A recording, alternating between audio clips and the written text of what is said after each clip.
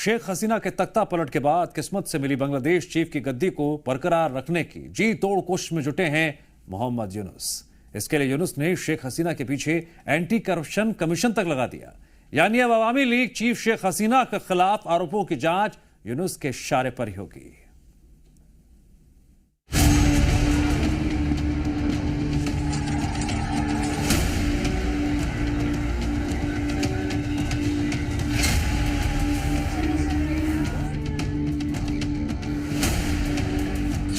शेख हसीना से यूनुस का चुन चुन कर बदला।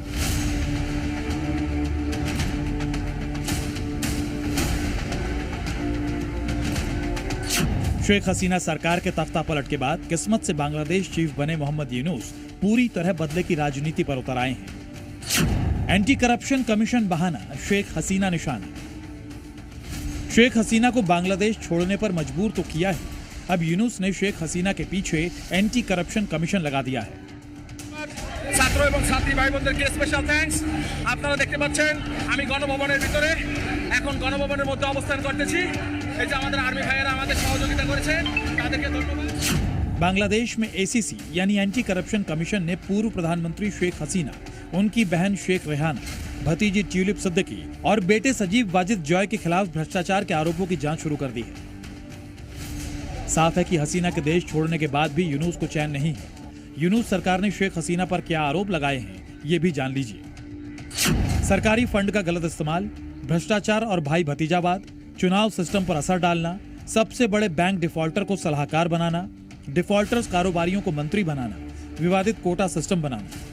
बांग्लादेश की अंतरिम सरकार है, वो शेख हसीना की पार्टी अवामी लीग को भी टारगेट कर रही है, उनके प्रति भी पक्षपातपूर्ण रवैया अपना रही है।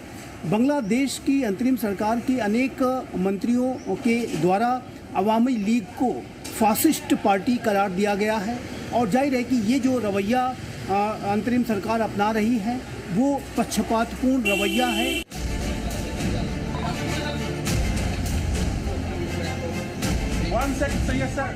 अब तक जो आपने देखा और समझा वो हसीना के खिलाफ यूनुस सरकार और कट्टरपंथियों के आरोप है।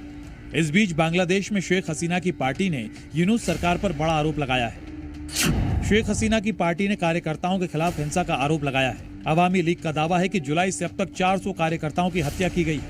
अवामी लीग ने जुलाई से अब तक मारे गए 394 पार्टी पदाधिकारियों की लिस्ट जारी की है।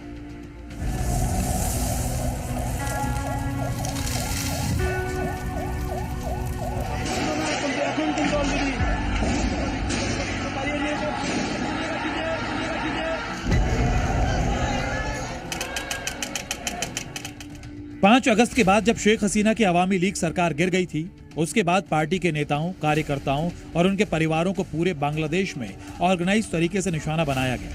खबरों के मुताबिक ज्यादातर मामलों में अवामी सदस्यों को मौत की घाट उतार दिया गया। असल में ये एक ट्रेडमार्क तरीका है जिससे जमाते इस्लामी ने पूरे बांग्लादेश में विपक्ष पर हमले के लिए अपनाया है।